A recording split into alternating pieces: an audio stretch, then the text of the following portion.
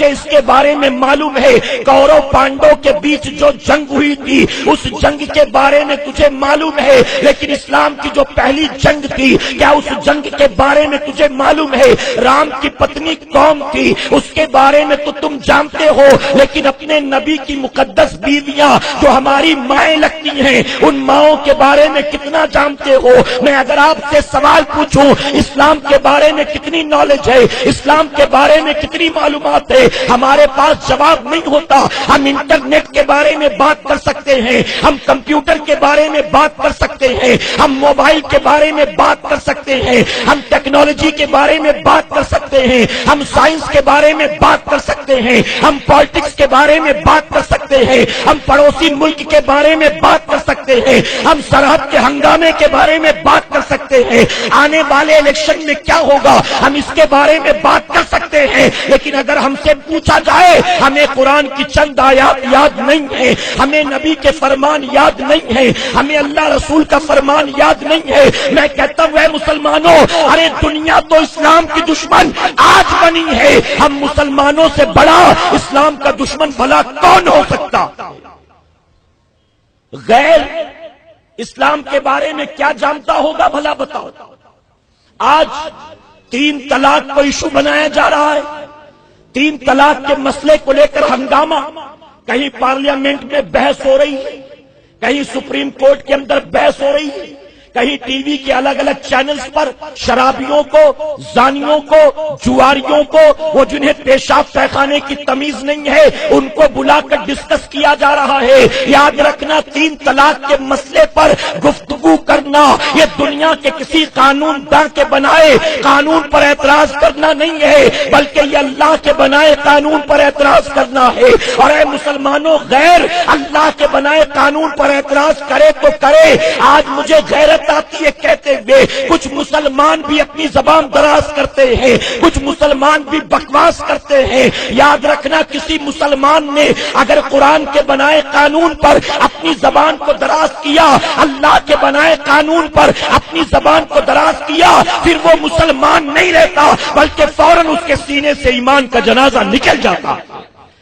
وہ چاہے تسلیمہ نسرین ہو، چاہے وہ سلمان رشدی ہو، چاہے وہ XYZ کوئی بھی ہو، دنیا کے قانون داں کا بنایا قانون توڑا بھی جا سکتا ہے، مروڑا بھی جا سکتا ہے، رد بھی کیا جا سکتا ہے، بدلا بھی جا سکتا ہے۔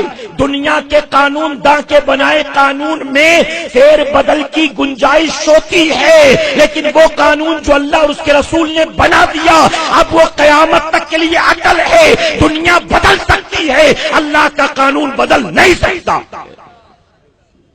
آج دنیا اعتراض کر رہی ہے تو مسلمانوں تمہاری وجہ سے آج یہ طلاق کو لے کر ہنگامہ کیوں ہے؟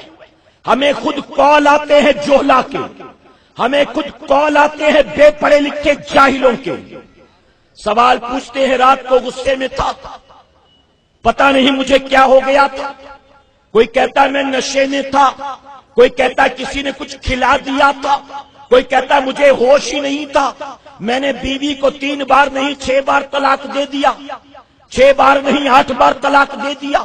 اب بتائیے میں کیا کروں؟ بیوی کی زندگی برباد ہو جائے گی، چھوٹے چھوٹے 3 بچے ہیں، زندگی برباد ہو جائے گی۔ میں کہتا ہوں کہ ہوش و حواس میں نہیں تھا تو تجھے پتا کیسے چلا کہ طلاق کیا ہوتا ہے؟ تو نشے میں تھا تو تجھے پتا کیسے چلا کہ طلاق کیا ہوتا ہے؟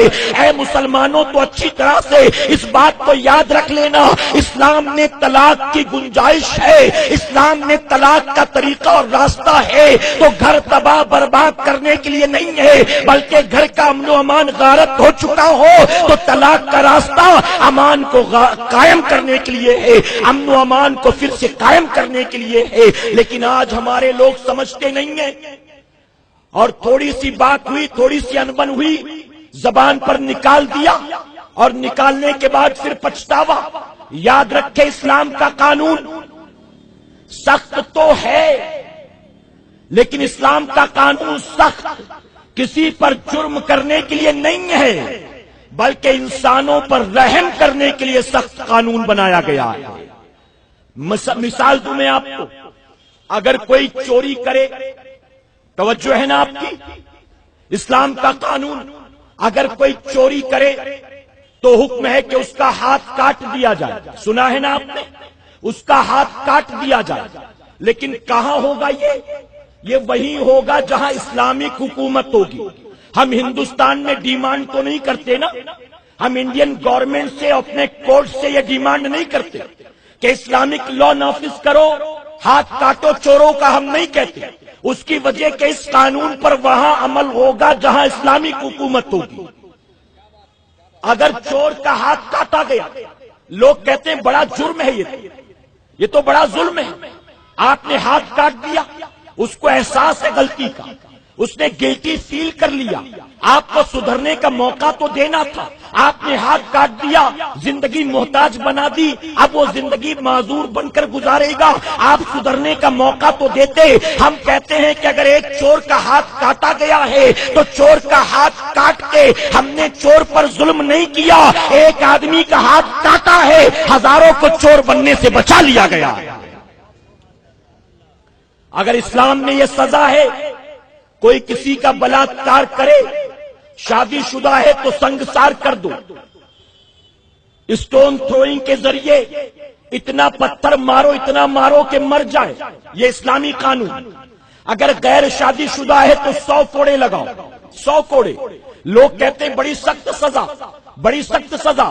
اس نے غلطی کی، غلطی کا احساس ہے، جیل میں ڈال دو، بھگت کر نکل آئے گا. آپ نے اس کو سنگسار کر دیا، آپ نے اس کو کوڑے 100 لگائے، سزا اتنی سخت دے دی. ہم کہتے ہیں کہ اگر اسلام نے یہ قانون سخت بنایا ہے تو اس کی وجہ یہ ہے، ایک آدمی اگر بلاత్కాر کرے گا اور اس کو سنگسار کر دیا جائے گا تو اس کے بعد ہزاروں نوجوان جو ہیں وہ بلاత్కాر کے راستے پر جانے سے بچ جائیں.